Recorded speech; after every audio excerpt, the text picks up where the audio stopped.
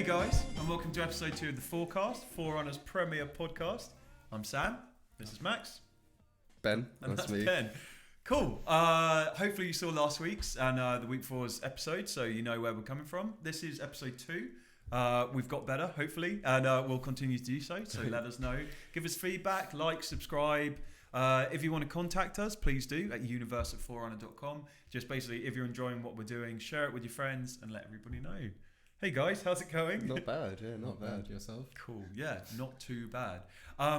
So I thought we should start off once again with what we've been playing this week. Mm-hmm. It doesn't necessarily have to be games, but here we are, so it might be a good idea. How about you, Max? I mean, what else would you be playing? Well, films, TV, whatever. A brilliant 12-inch record, who knows? But yeah, what have you been playing? Well, I've been playing a bit of Inside. No, and we've all been playing it. Yeah, so we've all been playing it, but we're going to talk about that a bit later on. We're going to talk about that a bit later. We've also, unfortunately, been playing another game called Dogos, which I had to review for another website, which, yeah, it's an arcade kind of shooter in the vein of something like Gradius or Xevious. Oh, yeah. But it's, you know, the less said about that game, the better. Okay. Yeah, it wasn't great. Just horrible controls, camera issues. Dogos. On the PC? It's a terrible name. And there's these enemies in it called Ztnuks, which is like probably one of the worst sci-fi names I've ever heard. Yeah, man, that's rough. Yeah. Sounds like something from a Polish supermarket. Almost as bad as Cylon's in. But Well, you had to review it, so you're charged with Cylons negatives and stuff on the go, pretty much. But yeah, so I don't know. I read it and it didn't sound like a great game. Yeah. So did you give it a mark out of 10 or? I gave it a 5, but I don't know. I see that as kind of an arbitrary thing. It's just it's not a very good game. So don't play Dogos? Dogos, yeah. Dogos? Not that you ever would. You'd probably never heard of it. Out on Steam or? It's on PS4 and Xbox One and Steam, I think. So expect that on PS Plus maybe next month. Cool. Okay. Yeah. No one cares about that game. Sorry, Dogos. How about you, Ben? Absolutely nothing. Cool. Pretty much Inside. I did it last night because I knew we'd talk about it. I mean, I wanted to play it, but other than that, a bit more of Deus Ex, really. Yeah, that's we'll get there. Yeah. Okay. Well, there you go. I too have been playing Inside. Got back into Fire Emblem Fates as well. You're a big Fire Emblem fan, aren't you? Not as much as Fire Emblem Awakening, which I would like to talk about at some point in the future. But I'm currently on the second part of Fates. I'm on, what did I play? I played Birthright, and now I'm on Conquest. Conquest I'm struggling because all the characters that I made a connection with in Birthright, I'm having to kill on the other side of the map now. So I'm finding that difficult, that all my friends and my past wife, actually, from another life, I just absolutely mowed her down. So if you're into alternate timelines and killing your friends, then Fire Emblem Fates is the way to go. Yeah. I completely forgot you were talking about games. Yeah, taking that out of context, it's like past wife, another life. Okay. Feel free to edit that however you see fit. It's not going to get edited. So I figure we should jump into what will hopefully be a regular section. This is going to be called the Forerunner Fact Check, for lack of a better phrase. I went through, listened to the episode, as some of you guys did, from last week, and just basically found all of the things that we couldn't remember, all of the things that we fluffed, and I thought it was wise just to go through and let you guys know. So we were talking about Pokemon Go and how it's not necessarily going anywhere at the moment. Burn. The Brave Man on the Apple stage at the iPhone event, he was the project manager for Pokemon Go from Niantic, and he was called Tatsu Tamoro. And he hopes that you guys will be playing Pokemon Go on your Apple Watch very soon. We were talking about brilliant games that make use of the hardware they're on. And I mentioned something I thought might be called Device version 9 or something like that. That was actually a game on the iPad called Device 6 from Simogo. And that was released in October 2013. And that was really cool. So if you guys like text adventures and that sort of thing, give that a go. Did you guys play Device 6? No. Okay, well, sorry. If you guys want to play a good game on your iPads, Device 6 is the way to go. I'll bear it in mind. I was talking, brilliant. So don't play Dogos, yeah. Don't play that. And okay, well, Device 6 is awesome. So the Downwell creator, I was talking about Downwell a lot and how brilliant it is. Very smart man called Ajuro Fumoto. Kara Ellison at Kotaku unearthed a really interesting fact about him. He's also an opera student at the Tokyo Arts College. How about that? Mm-hmm. How about that? And he makes games in his spare time. A very good one. And we talked a bit about volume, and Thomas was alone. Mike Bithell, he is indeed British, and he has an affinity for Stoke-on-Trent, as we were talking about. As a side note, Andrew Webster, who works for The Verge, he wrote an excellent piece about what we were talking about with indie games and the struggles of indie success stories. So basically, what do you do after you've had this insane game that's blown up, and where do you go from that? I'm sure we'll get back to that when we're talking about Inside. Yeah. I've got it here. Just to remind you guys again, if you do like us, like and subscribe, all of that stuff. Okay. I wanted to ask you, Max, before we get into anything else. In the last week, Max has had a very interesting road trip down to Brighton. Oh, that's right, yeah. And do you want to tell us a bit about that and what were you doing? Yeah, so we went down to the Chinese room to see and talk to Dan Pinchbeck. He's the creative director. Cool. And we made a little film with him about Rapture, and he kind of showed us around very nicely around the neighbouring parts of Brighton to a little village called Ditchling, I think. Ditchling, yeah. And it's very representative of what you see in kind of Rapture and the environments. Cool. And yeah, it was a lot of fun. Because what had happened is we had gone to it was like the first London Games Festival. That's right? Yeah. And we'd seen a talk with himself and Jessica Curry, his wife, who also did the score for the game. Yeah. And then their talk was just so, because I haven't actually played the game. I know that you, Alex, and I think Charlie have as well. Yeah. And obviously you guys were really taken by it. But the talk itself, like they seemed like really interesting. Like they knew what they were doing, and they kind of had a really strong concept behind the game. So we waited afterwards to see if they would like to do like a story. And was it their idea to kind of, because obviously we like doing stories that are kind of connected. You interview someone who's kind of in an environment that relates to the game or something like that. So I'm not sure if was it there. They were like, oh well, we based it on the village. Well, yeah, I guess Dan grew up in Sussex, like in the 80s. So I do think he linked a lot of the game to his childhood. He's an incredibly clever guy. Like I think both him and his wife, like they clearly, worked on it very closely together. Because if you watch it, it's about 4.5 minutes. It's kind of, so it's got this kind of post-apocalyptic feel in terms of like this slow motion stuff, but it's all on in that kind of in the area, the village, or whatever, isn't it?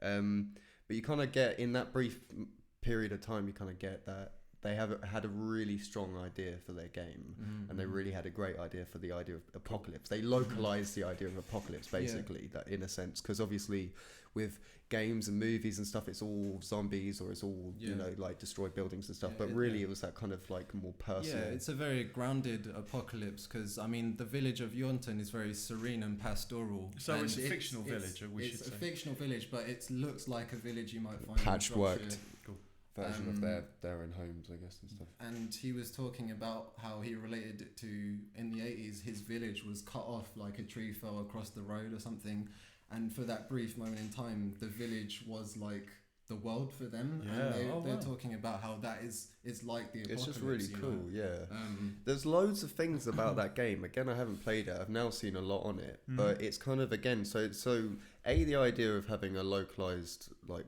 apocalypse is quite cool, but also they set it in the 80s, but there's no tropes, there's no like neon lighting or like electronic music and whatever. So what we understand about the 80s is a very American kind of Los Angeles sort of idea. So the idea of the 80s being actually just small town, but even then it's still something. Films have done that, like if you have an 80s film, they're not gonna just go full on he was very clear he didn't want to smash players over the head with it. He just wanted somewhere where you could situate these people and kind of relate to them and kind of just put them in this place and know this is the period they existed, and hopefully that would make you care about them more. Cool. And do you think it did a good job? The game did, definitely. I say that as if I played it, but from what they've said, the game's amazing. It's a slow-paced game. You definitely have to be in the right mindset for it, but it does something pretty different. There isn't something like it. Although there are walking simulators, that kind of genre.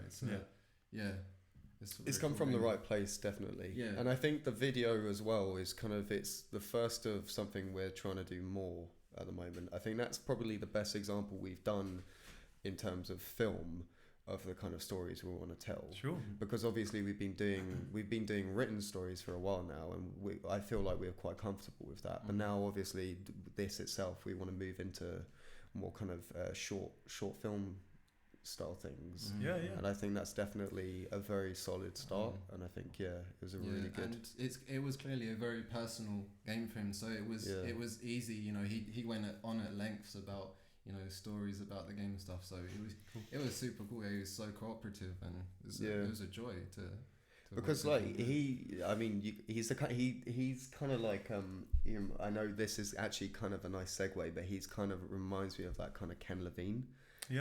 Just someone who really thinks about the medium, not for the sake of it, but just kind of like, what can we do and what's the point, what's the purpose? I'm not going to do that for the sake of doing it. That has to have a reason, all that stuff. So Ken Levine being the smart man behind Bioshock, Bioshock, System Shock 2, etc. Funny enough, he did a PhD in first-person shooters. Exactly. As well, which is Dan did. Into Bioshock. Well, as luck may have it, haven't even planned it, but I thought that's a good place to move on to. I've been playing Bioshock again. Awesome. Not part of the collection because I don't have. Hey? Yeah, no, I was going to ask if it was part of the collection. Well, I thought, you know, I mean, when you look back on these games, remasters in particular, you know, people always talk about them looking like you remember a game looking. And we kind of come to an interesting time now where we all grew up before HD. So I remember Bioshock being the most amazing looking game in the world. Right. But going back to an HD game that's 8 years old now, and actually seeing how does that hold up, what does it look like? 9 years old in some cases. I've got it on the PS3 now, and it doesn't look that bad. I was watching the comparison videos between the original and the remasters, and you know, maybe it's just through whatever my internet browser or with my internet, I couldn't see too much of a difference. Like now that the game's out in the wild, I think that very much that is the case, and there's a lot to be said for going back and playing with those textures and doing a very good job with, you know, kind of making it current. And make it new again. I know that you're a big fan of Bioshock. Bioshock is my favourite game. Yeah, I mean, that or Mass Effect 1, but for now I'll definitely say Bioshock. I love it to bits. I think it's weird. So I've got this. Max has had this to death, but it was odd because I think I don't know. Like I played it at maybe like a pivotal time in my life, right? So the first time I played it, I played it how I usually play games, and I just got it over and done with, and it just didn't resonate with me at all. And then I went back and played it again, and this time taking note of all the detail and really getting into its philosophies and its, you know, just what today I would be like instantly, this is incredible. But at the time, so I had to. Well, we were young. All the arrow on as well. I played it with the arrow. But this time I took it off. I took the arrow off. So if you don't know, obviously in the original Bioshock, there's an arrow that basically directs you to your objective. And the problem with that is it's such an engrossing world, and it's so detailed, and it's got that linear. The world itself has its own narrative to tell. It's incredible, right? So if you streamline that, you're just missing out on the game. So when I went back and I realized it's not about achievements, it's not about getting it over and done with kind of thing, and really appreciated it. It's hands down one of the greatest games I've ever played. I just think it's phenomenal. It's a brilliant game. I think a lot of people would agree with that. Exactly. No, obviously, like it's nothing new, you know, like in terms of saying it's great, but And so I wanted to talk a bit about, you know, with all the reviews of the collection, it's been interesting to see people go back, and there seemed to be a real kind of sea change towards Bioshock 2. You know, when it came out, the reviews were very positive, you know, high 8s, 9s, that sort of thing. And since then, because people have realised that it wasn't necessarily needed, shall we say, you know, it wasn't Ken Levine's studio. I believe it was 2K Marin. Having said that, it was 2K Marin, but there were people from Irrational that went and worked on it. That's right, It was in the right hands for it to be not, you know, like if it's not Ken, it's the right people. And some people that then worked on the Minerva's Den DLC, they went to the Fulbright company and worked on Gone Home as well.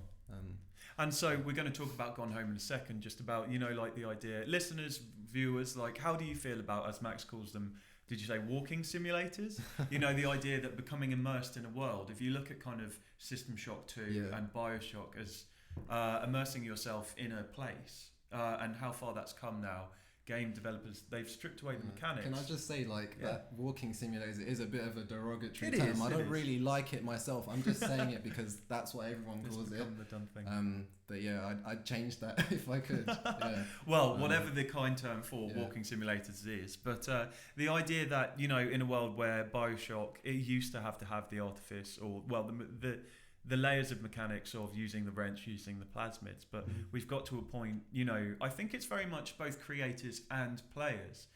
They're a lot more comfortable with the idea of just the story driving. Like Ben's saying, the best thing about Bioshock is Rapture, and I would agree with that. Yeah. And so the idea that with everybody's gone to the Rapture... I mean, the problem is, you say like people are more comfortable doing it these days. They were doing, that's the way you made a game before. Yeah. Like you didn't like, that's the kind of chafing issue with Bioshock Infinite for a lot of people, is that it didn't take the time to kind of show you this unbelievable universe, or this city in the clouds, right? There was a lot of distracting shooting mechanics, which is obviously a very modern distraction for game design. You know, bigger, better. That is exactly what Dan says in the video we do. It's like bigger, better, blah blah blah. But it's like that's what games did. Like no one was. I doubt Ken Levine at the time was like, oh, well, actually, maybe he was. Maybe I'm mincing my words, but it's kind of, that's what games were. Yeah. Which is why when we get to it, fine. But like Inside, that's one of the reasons I love that game. But we'll get to that part. Infinite's an interesting one because it does an interesting thing with its world, is that when you go there before it's all fucked up. Yeah, you kind of exist in. That's a good point. You kind of exist in the world a bit and see it in all its kind of utopianness and.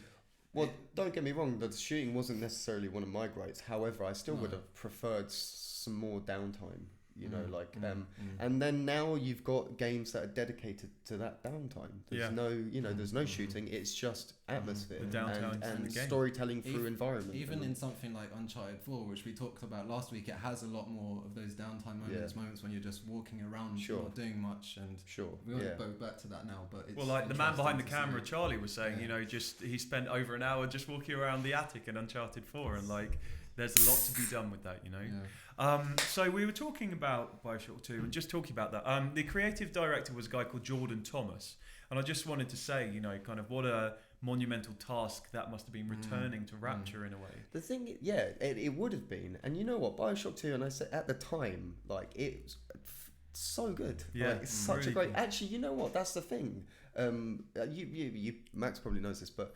The reason I went back to play the original is because I played 2 when it came out and was like, oh, this is the golden standard, this is insane. And I was like, I should probably give 1 a go again. And then I did, and I was like, oh, all right, this one, you know. But, oh man, 2, nothing, I mean, again, it kind of suffers from the same stuff the first one did, in that at the end, the pacing kind of goes a bit, and it's just like you're shooting so many big daddies and big sisters, it's like, what? But generally speaking, phenomenal follow. I fucking loved it. The biggest issue that plagued Bioshock 2 is that you're just going to this place which you already know, and that was the biggest draw of the first game. Yeah. So it's kind know I already know Rapture. But I don't get that argument. Why wouldn't you want to see more of somewhere you like? I just don't get. I felt like it's such an argument for the sake of it. You know what I mean? Like, because I mean. I think it's just because when you hold it up to something like the original Bioshock, which is one of, you know, you have to, it's but such a seminal game, you're inevitably going to get. You do, but for it to be a studio that was partly the same people, mainly not, to come out with that kind of sequel, you know.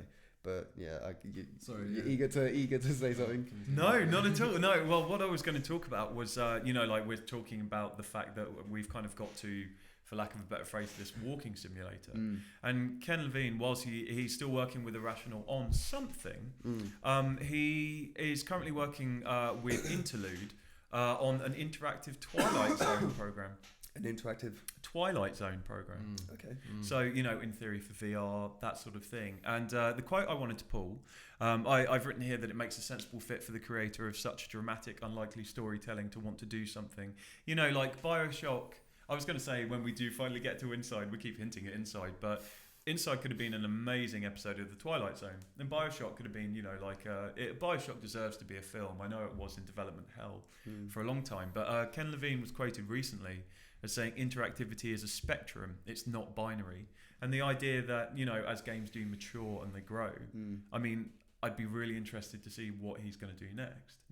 But clarify that for me. What does he mean, and how do you interpret like not binary and spectral? Well, exactly like you're talking about, the fact that Rapture is telling this story, that spans generations, spans decades even before you get there, but then purely by kind of the mechanics of the game, you've got an arrow at the top of the screen. I see. Yeah. So interactivity actually being this thing that it doesn't just have to be what we understand it to be in first person. Yeah. And I wanted to talk a little bit about first person as why you guys think first person has become the go-to standard for storytelling.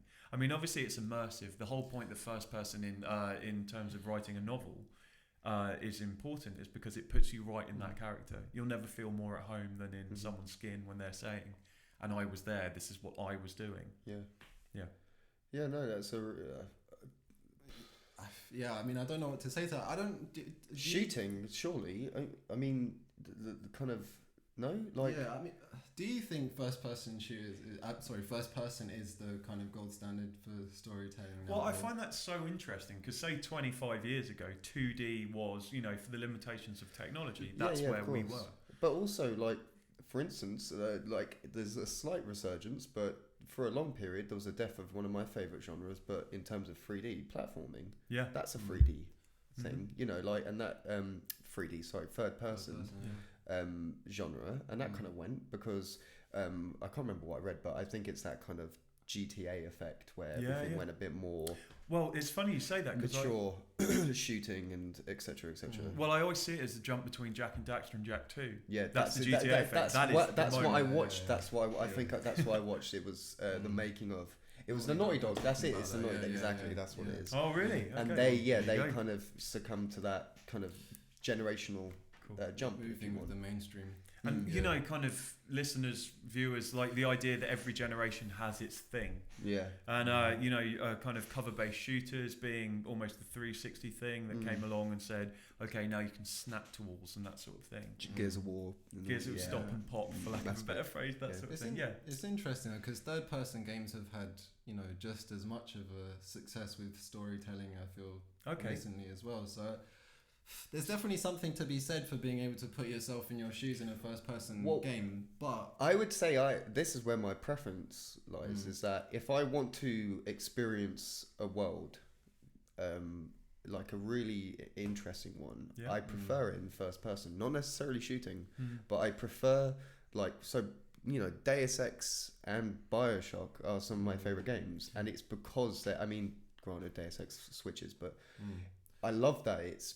Because you're the camera in a sense. Yeah. That's actually something. If it isn't done right, first person can kind of make me feel like I'm disconnected from the character. I just feel like I'm not saying this happened like in Bioshock. It does it really well, but with some games you kind of feel like, I'm not really this person. Whereas in something like The Last of Us, I like having a sense of who this character is and seeing the way they move. Last of Us is a great point. And the way they animate, and it makes me understand the character more. I guess it's just different, but. Sometimes I do. Maybe there isn't a reason. Maybe. I mean, the reason for first person and its dominance is definitely the Call of Duty effect and all that. So it's not necessarily because it's the better way of telling a story. It's because it's the most immediate immersive experience for the casual gamer, if you will. It's shorthand. Exactly. But. Then again, its capacity for storytelling is going to change with VR, first person. Obviously, you know what I mean.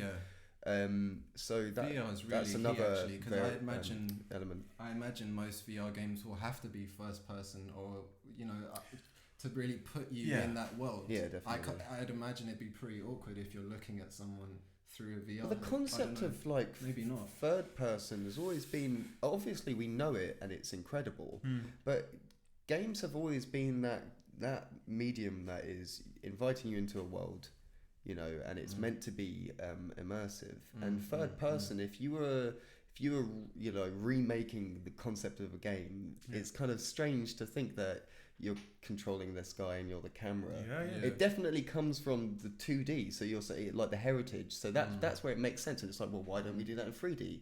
Zelda perfected the camera, all that stuff. Well, and so not to kind of go down that rabbit hole too far, but the idea that, you know, Mario 64 and the Ocarina of Time were being developed at the same time, with the notion of Ztargeting in Ocarina, so something locks on and you just hold down that button, revolutionary at the time. Yeah, completely. I remember when I was at university, one of my flatmates, he was doing a paper on kind of heads-up displays and how to justify that, you know, how to automatically engage someone.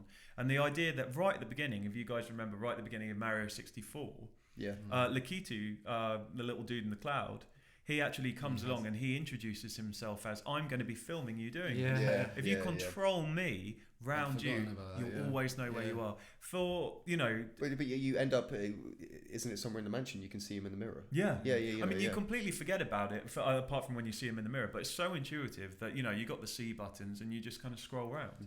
And, you know, off the top of my head, I can't remember another situation in a third-person game where they've actually contextualized a dude in a cloud floating around. It's a really funny way to kind of like break the fourth wall and actually make the camera a character. But it's interesting that hasn't been really done again. But going back to my point, VR kind of is where it's interesting. Is that obviously logically it's first person. And like I'm saying, if you were to create games again, you'd think that the first thing you'd think about is first person. But then Doom is something, or not Doom, sorry, Castle Wolfenstein is something that blew everyone's mind. And they were like, oh, you can do it in first person. I just find it strange that that's actually the thing that followed third person and 2D, you know what I mean? When you say it's the most natural, yeah, in a way. I guess obviously it's defined by the technology at the time and etc. But it's just kind of an interesting, And so, listeners, viewers, how do you think that VR, you know, what's a smart way to use VR that isn't first person? Where are we going with it? Do you guys have the solution? Let us know. Is it universe at forerunner.com? Universe there you go. Like and subscribe, don't forget. Okay, so actually that moves us nicely on to, you know, we're kind of talking about perspective and narrative in games and how to immerse a player. Who wants to talk about inside? Well, I kind of, so like, not to like... Feel free to not talk about inside. Well, because like we digressed and we had like, I really want to talk about Ken Levine. Where were we originally? I really do. Like, I know, so not strictly going back to Bioshock, but... We'll get back to inside. We will, eventually. That interview was Max showed it to me. So I didn't actually read it, so I can play the idiot in the room about Ken Levine. But please do tell us about this interview. Well, I mean, it's exactly what you want, essentially, in this day and age where you're pressing game developers for certain answers about the processes of making games and stuff. A lot of it feels disingenuous, which is fine. They've got, you know, there's corporate procedures and all sorts, refraining them from being particularly honest, but. With how games have gone, and yes, like, you know, there are certain companies that do, you know, certain things that really does bother the community or gamers or whatever. It's just nice to get an honest answer to what it's like making a game and stuff. You know, it's the kind of thing that you wish, like, you know, with Destiny, you'd be like, okay, but why'd you do that? And you just got a straight answer. And while Bioshock and, you know, Bioshock Infinite aren't games that I felt were kind of like undercut or underhanded players. Forgive the phrase, but his responses were so human. He did so good. He did a really, really candid interview with Ken Levine, and it was Rolling Stone. Rolling Stone, yeah. And it was so great. Like, Ken was just so revealing and so honest about the whole process of making Bioshock, and what he thought was good and what he still doesn't like now, and how he thinks he may never make another Bioshock because of, you know, how grueling he found some things. And it was really fascinating. There's also it's like Ken Levine has obviously become a personality, which it's something that is rare within video games. You associate games with companies, maybe not back in the day, but these days you associate them with companies. I was going to say, you know, for what was the longest time such a nebulous industry, people just did not know what was going on, how games were made. And so to actually have personalities, you know, kind of the rock stars of the industry, be it the dudes from Grand Theft Auto, or, I mean, it speaks volumes that Ken Levine is such a voice. Well, you've got your John Romero's, and now Miyazaki from Software, you know, your Hideo Kojima's. But Ken Levine is definitely up there, especially with the kind of Western games, and that's quite a remarkable thing to be an individual within such a kind of community, very prestigious business or whatever. But he was talking about things like, I mean, I don't know if you want to step in, but he was like talking about some of the things I loved were.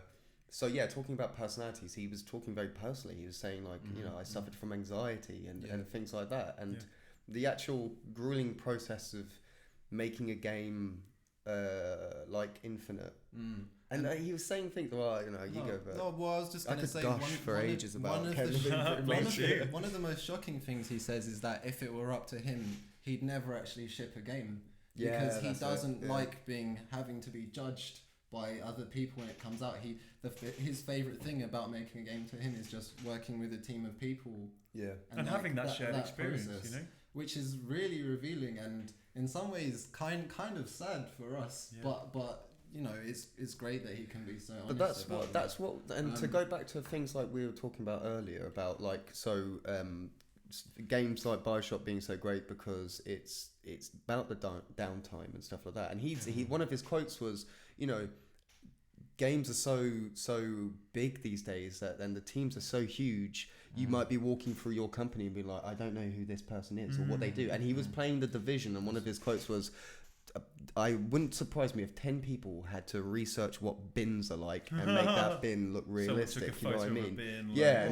He was saying, I think he was actually playing The Division and he walked by like a bin bag and he knew there was like 20 people must have spent an inordinate amount of time just designing this bin bag, and it's like that must take a serious amount of kind of disorganization, if you will, within a company to spend that amount of time. We're just being told to get closer to the mics, guys. We're back on track. To spend that amount of time on something that doesn't really matter. You know, and it's just a weird way in which some game design is kind of looking towards. But we're moving into an interesting place with computer games, and we're excited to be doing that. But the idea that, you know, we're going into 4K and then beyond that 8K or whatever, like those things that, you know, they really do make a world, they make it immersive. But it's true. I don't need 27 different types of bin bag, you know? Not at all. I remember, to be honest, I remember Dan, what's his... Pinchbeck? Yeah, one of his quotes I loved. He's who's that? Sorry. From thank you. You're right. From Chinese room. Yeah. One hell of an interview, guys. Yeah. So no, Ben but wasn't there. It's okay. One of the things he said, he was like, you know, what's the point of putting in like loads of different bikes if they're just? Do you remember him saying that? It's like I would prefer to put in. Like this is the dumbest thing. Why am I saying this? I think I know you remember he was like Now sorry, we just need to do a quick technical check. Is the microphone okay, Charlie? Yeah, cool. We're still good. Go on. Just edit this. It's complete rambling. Lots of bikes. He's like but the point you're getting towards is that I've forgotten what the hell I was saying. I imagine the point you're going towards is sort of like building lots of arbitrary things in a world, but not actually worrying about essentially what makes a game fun or the kind of essential parts that make up a game. You know? Pretty much. But yeah, I don't know what are your thoughts on that, Sam? On what makes a game? On what? Where are I love bikes and games. Just that kind of thought process of you know, kind of obsessing about the menial details rather than... I mean, not to get to as basic as why do you guys play video games, although I think that's another question for another time, but what is important to you when you're playing something? What immerses you, first and foremost? I mean, I've learned, and inside talk, like, it reminded me, like, it is atmosphere in it, and I really do appreciate storytelling, but not directly through narrative, you know what I mean? Like, world building and stuff really does, that's just kind of the thing I love most, definitely. And so actually, just before we get onto Inside, I think we'll probably have a quick break and then come back to do an Inside episode in itself. I want to talk to you guys about Bioshock, about the idea that Ken Levine might not be up for making another one. Sure. Listeners, how do you feel about that? What do you see as a potential future for Bioshock, though? We've been underwater. We've been up in the air. I mean, it doesn't matter. Like, to be honest, I'm fine just Bioshock. That's it. But what? That's the final chapter. Ken Levine making it or someone else doing it? Well, I mean, you tell me. Like, we're talking about Bioshock 2 not being an absolute travesty. Then would you be happy with it being someone else? I'd love to see more Columbia. Yeah, that's Columbia. fine. Do what you want. But to be honest, it's like it's not a necessity. I'd prefer if Ken Levine, with people that he knew and trusted and worked well with, just made a different experience that he believed in and wanted to make. I'm fine with not having another Bioshock. I think you can make an interesting world. I don't want it to become a brand. Yeah, you know, like, I think you can have an interesting world like a Bioshock, but not have that name attached to it. For instance, We Happy Few. That's like, so I'm not mistaken, that's some of the team, or they're in some kind of relationship. Yeah, so that is some of the old Irrational guys that are now left. I wouldn't be able to tell you what the new company's called. Like, I mean, that'll be in Forerunner Fact Check next week. But they've clearly carried some of the philosophies they either developed or knew from working on those kind of games. And it's interesting to see what they've adopted, what they actually took away. Yeah. Because I couldn't think of anything worse, quite frankly, than the idea of it being, it's almost a roguelike, it's procedurally generated. Yeah, I don't get it. I do have time for that, but maybe not in this context. I feel like they carried the wrong sentiments. So I feel like they've gone, we've got to go dystopian. So they've gone, right, 1960s England, and you've got to do some Equilibrium, the movie, kind of like injection, and you've got to be happy. And it's kind of like, okay, we get it. Like, you worked at Irrational, you want to do a dystopian. As long as if they nail atmosphere, storytelling, like for instance, the hopeful things I liked from it is that you're getting told the story through people around you. Yeah. And for instance, there's a scene where he's where he's staying, and it's in the sewers or something like that. And you're getting information from a radio, and it's just a very normal thing, but that gives you so much context and so much it's that kind of storytelling that I enjoy. I just feel like maybe they're trying to do a very irrational type Charlie's just telling us from off camera, we are doing an article on them as well, so okay. Yeah, I expect to hear more about that as well. Good stuff. You got that to look forward to, guys. Yeah. Are you looking forward to We Happy Few listeners, viewers? Let us know. It is. It certainly is. Okay, well, I was just going to say, I mean, I've got one episode left, so no spoilers, but I'm watching Stranger Things, like everybody else on the planet at the moment. And the idea that if Bioshock has gone up to the clouds and down underwater, sideways might be an interesting way, alternate worlds and that sort of thing. I think the thing with Bioshock Infinite, is that it does tie a very neat bow by being essentially... is it Jet Li? What's that film One? With like a million different alternate universes. Dude, I have no idea. Yeah, I don't know. Whatever that film's called. Fact checking next week. But whatever that, the idea that when you're just kind of walking through at the end as Booker, and there are just 1,000 different. There's always a lighthouse. It does set it up very nicely for if they ever did want to do another one. You've got the lore there that exists. All these multiple infinite universes. Variables and what have you. Yeah, go on. Yeah, no, I was just thinking about that and thinking it wouldn't be hard to create just another insane universe and still tie it back to the lore of Bioshock. But also, like, again, going back to the interview with Ken Levine, one of the things that I found fascinating, which kind of makes me feel like, they don't have to stretch the brand as far as they feel like it, whatever, and someone else can make it, that's fine, whatever. But he was saying, like, with Andrew Ryan, he could empathise with his philosophy. He understood it, even if it is an extreme. It's something he empathised with. Comstock just wasn't someone he could, understand. Okay. And I feel like that has an effect on how you shape the world and blah blah blah. I feel like, I feel like for me, the original Bioshock's dystopia is more believable, more grounded in some kind of humanity. Oddly, as odd as that sounds, compared to the fantastical Columbia, if you know what I mean.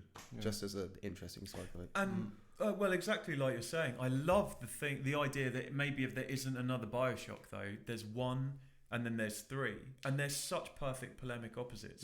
Kind of like that, like you're saying about Comstock. Adam Levine? Ken Levine, sorry. Ken Levine, Adam Levine's the guy from Maroon 5, I think. So that's bad for me, I guess. But so Ken Levine, basically the idea that, like you say, he with Andrew Ryan, he could empathise with that, and then as an alternative. So he's coming at it basically the yin and yang, and so I would be really interested. We're just about to go for a break, but also just to harp on about the Vita once more and just complain about Vita, not getting any games or anything like that anymore. He did have an idea to do essentially Final Fantasy Tactics on the Vita in Rapture, and that was going to be the Bioshock game that Ken Levine announced. And that would to be this something day, different. seriously, like. Hey, more Rapture, go for it. Wow. Hey, I mean, if the next Bioshock's back in Rapture, I'm all for that. 4K underwater Rapture. City, go wild. True. Do what you want. Very true. But I mean, even going back to the 2007, 2008, playing it on the PS3, that moment when you're going in and the fucking squid flies over the top of you, it looks great, and it's still, and it's old now. And the thing is, absolutely amazing. Just before, even at the time, I remember thinking, this isn't the best looking game ever. There were things like when I shot an enemy, they'd kind of go frame rate drop, and it's just but. It's besides the point. It's the actual design, the artists behind that world. Phenomenal job. That's the thing that mattered. And, the color palette, everything. It's just incredible. Yeah. So to sum that up, I think Bioshock. Yeah. Well, I think Irrational now enter the vault along with Naughty Dog as bands we really like, creative studios we really like. Just as I really, it's not just because Charlie gave me a little stare down. I am really looking forward to We Happy Few. I just wanted to say some skepticisms, if you will. Man, this is editorial. And also, out of to be honest, Max knows this. I'm always skeptical before because I don't get my hopes up anymore. I think to be we honest. can call it a healthy amount of skepticism. Yeah, there you go. Yeah. The opinions of individuals do not reflect Forerunner as an overall company. Cool. Okay, we're just going to go for a break, and when we get back, we'll be talking about Inside. Finally.